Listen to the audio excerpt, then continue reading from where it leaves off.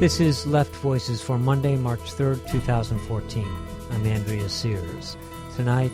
Right now, I think the United States government's position is we launched a neo-Nazi coup d'etat there in Kiev.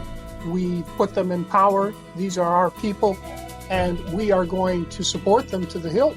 Is the crisis in the Ukraine a popular uprising or an orchestrated coup d'etat?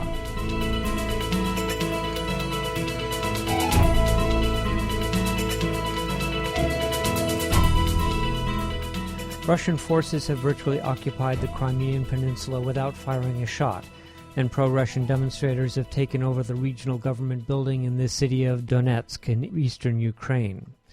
Secretary of State John Kerry has threatened to cast Russia out of the G8, and the newly installed government in Kiev is calling on NATO for assistance.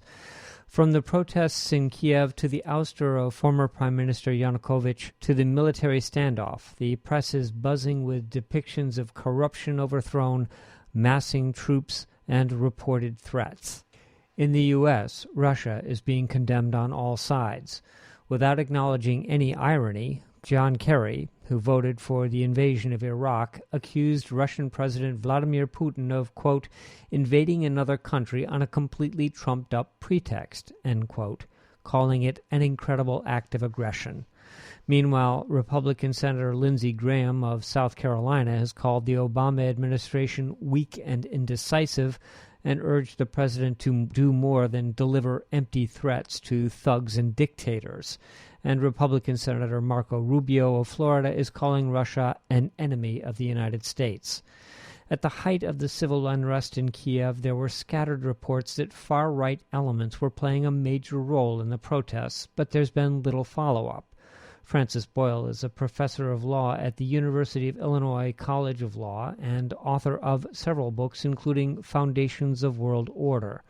Boyle says an audio tape that has appeared on YouTube, allegedly a recording of a conversation between Assistant Secretary of State Victoria Nuland and Geoffrey Pyatt, the U.S. ambassador to Ukraine, tells part of the story that's been missing.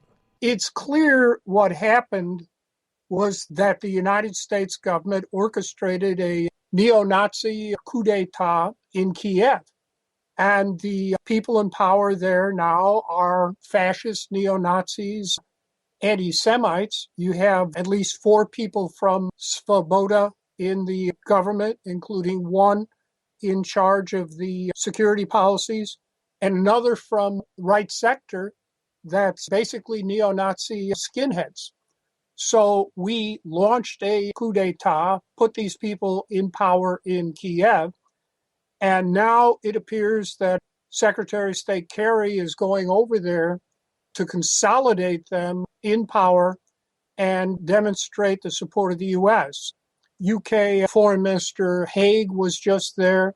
It looks like we've mobilized NATO to their defense, at least in terms of statements. So far, not troops, but we'll have to see what happens, how this further develops. I don't know. But one could certainly understand then why Russia is concerned about us putting neo-Nazis in power in Ukraine and overthrowing a democratically elected government, which we did do. How much of this is the power play over the tension between Russia and the European Union and the United States over the eastern expansion of NATO into former Soviet states? Has this been a major part of the conflict?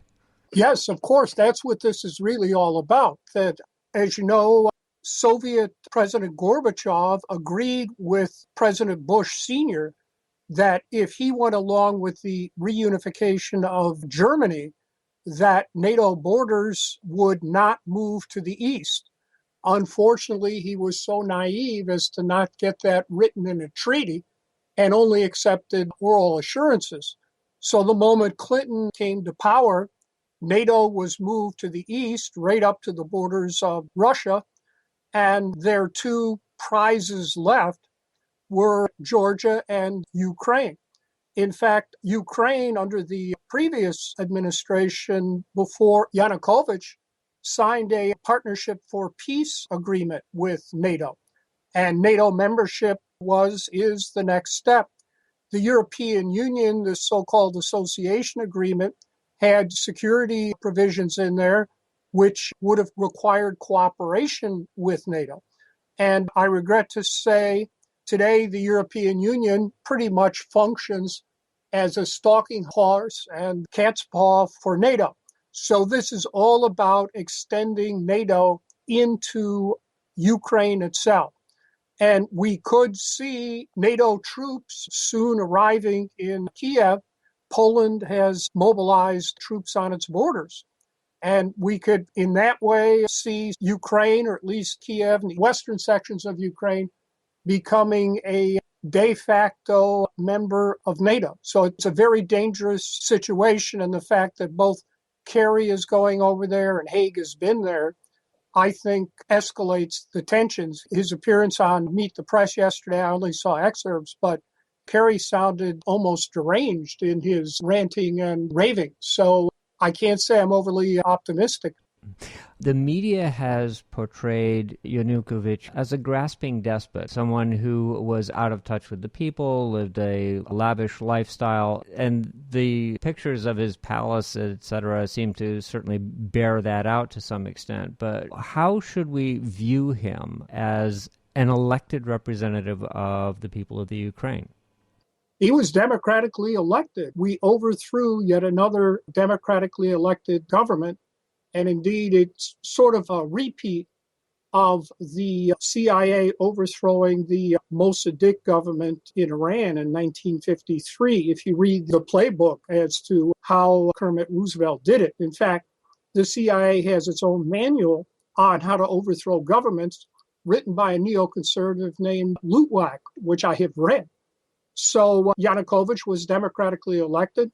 Yes, he was corrupt, but Tymoshenko, who is our preferred candidate over there, she's corrupt too. Look at our own officials here in the United States. Now we know for a fact that everyone in the House of Representatives is a millionaire. And I'm sure they didn't make all that money by their salaries. And of course, the Senate has always been a millionaire's club. But the bottom line is we overthrew a democratically elected government here in a coup d'etat, and we relied on neo-Nazi fascist groups, leftover descendants, direct descendants of Nazi collaborators during World War II who fought on the side of the Nazis and exterminated maybe 2.5 million Jews in the process. There's a very small Jewish community there now, 250,000 people left over there. And their chief rabbi has told them to leave the country if it's possible. Threats are being made now against Jews, public threats by people affiliated with this Pushist government against Jews and Russians and communists. So that's really what's going on over there. What could be the consequences of a military confrontation, either between Russian and Ukrainian forces, or if NATO gets involved? How would that expand it? Where could it go? Regretfully, the sky's the limit on that. I really don't know, but I think certainly a civil war in Ukraine would make what happened in Yugoslavia seem like child's play. And we could see the de facto partition of Ukraine into eastern and western sections, and that would become the new border of NATO with Russia. I don't know. Right now, no shots have been fired by Russian troops. I certainly hope it continues that way, but we'll have to see what happens.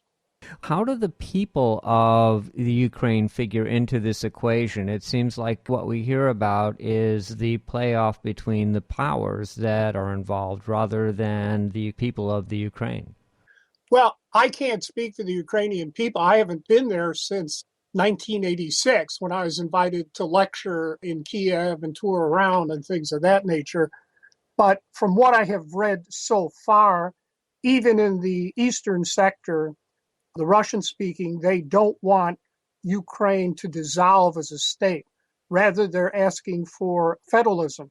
So I think there is some hope there if cooler heads could prevail. But unfortunately, Secretary of State Kerry doesn't seem very cool to me.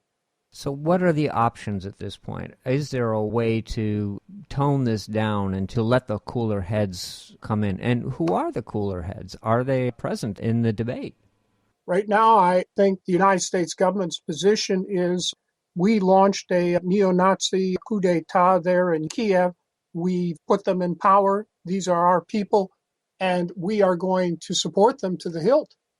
So I don't know if that's our attitude, if things can be negotiated here. Instead of going over to Kiev tomorrow to meet with his neo-fascist thugs, Secretary of State Kerry should be going over to Moscow as required by the Budapest Agreement and sitting down with the Russian government and trying to negotiate a way out of this crisis.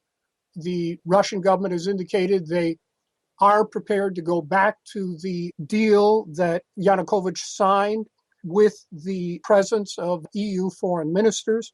President Putin has recently stated he'd be prepared to work with the Organization of Security and Cooperation in Europe. As of today, Russia has said they don't want a war in Ukraine, and they are not planning to annex Crimea. So that gives us things to work with, but telling President Putin he has to negotiate with our neo-Nazi thugs in Kiev, I don't think he's going to do that. But certainly they'd be prepared to negotiate with us and the British under the Budapest Agreement, I think. And they've already said they would be prepared to work with the OSCE. So if I were to devise a way out of this thing, that would be the way I would be proceeding. Francis Boyle is a professor of law at the University of Illinois College of Law.